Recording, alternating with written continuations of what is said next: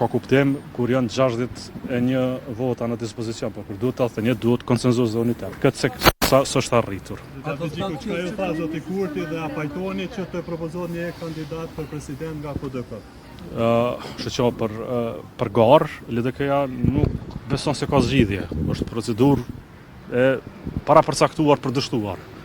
Pra nëse vendos lëvizjave vendosje dhe PDK-ja të ketë garë, atër shkojmë në zgjedhje sipas gjitha gjasave, sepse si do t'i bëjnë 80 vota, por konsenzusi bën president. LDK-ja ka qenë angazhuar të gjej president. Pra të gjej një emër konsensual, jo zgjatim të qeverisë, pra mos jetë vazhdimsi e qeverisë, për një qeveri që ka 51% të votave, presidenti duhet të ishte një kundërbalancë.